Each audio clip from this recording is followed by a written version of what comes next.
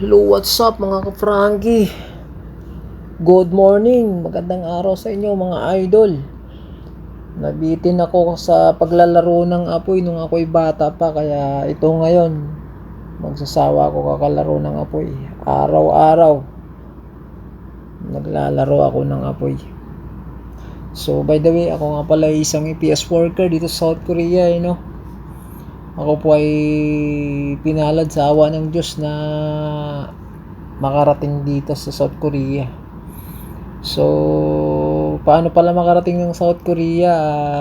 Kailangan po natin mag-aral ng Korean language, Kailangan po natin maipasa yung binibigay nilang exam para makarating ka rito at makapagtrabaho ka, either factory worker or sa shipbuilding. Shipbuilding yung pinili ko kasi nag-TESDA kasi ako dati sa Pinas, kaya siguro related naman yun, kaya ayun nga, kaya naging welder rin ako dito dahil doon na may nag-TESDA ako. Dati isa lang akong helper ng fitter.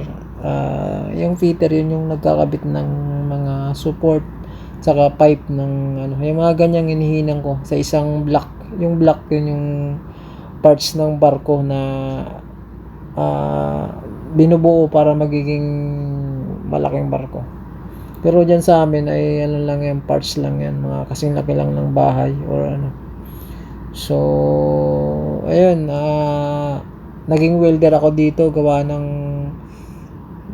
mas mainam kasi yung trabaho ng welder, wala bang nag-uutos-utos sa'yo, at saka medyo mataas ang rates ng welding kahit naman nun sa Pinas So kaya talagang pinilit kong maging welder. Talagang patago akong nag-aaral ng pag-welding para makakuha ko yung redim ng machine. Kaya ito ngayon, sa awa ng Diyos, nag-trade test ako, naipasa naman.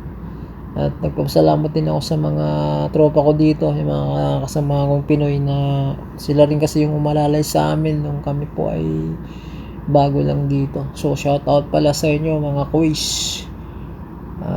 So ito ngayon, ito ang trabaho dito araw-araw. Mahirap pero masaya, lalo pag sa araw ng sahod. Kaya ba naman sa sahod ng 10,500 per hour yun guys. Kaya sumasahod kami dito ng milyon. Kaya yung sahod dito, milyonaryo kami dito. Dito namin naranasan maging milyonaryo sa South Korea. Kaya sana all pag narating na lang ang South Korea.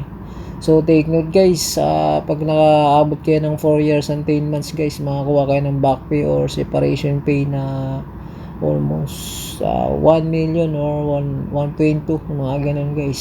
So di ba, ang ganda. Bukod sa ang ganda na ng facility nila, mga pabahay, magandang pabahay, tsaka libre ang pagkain, umaga't tanghali, hapon, wag lang magbaon. So ayun, maraming nagpapasalamat ako sa mga sumusuporta sa aking video, Maraming salamat sa inyo mga kois. Ina-upload ko to, binablog ko, hindi ko po to pinagayabang, kundi i-share po sa inyo, sa mga nais mag-Korea, dahil napakalaking bagay talaga po pag nanarating nyo dito. Di man tayo yaman, pero kahit paano mabubuwasan mo lang nga yung kahirapan natin, di ba? Na yung tipo bagsahod ay kulang pa sa umikot lang sa ating mga kamay. So sana po ito ay magbigay inspirasyon sa ating mga kababayan, na naway makarating din kayo rito, yung mga nais magpunta rito sa South Korea. So muli, maraming salamat po. Ito po muli si Frankenstein. Anyo.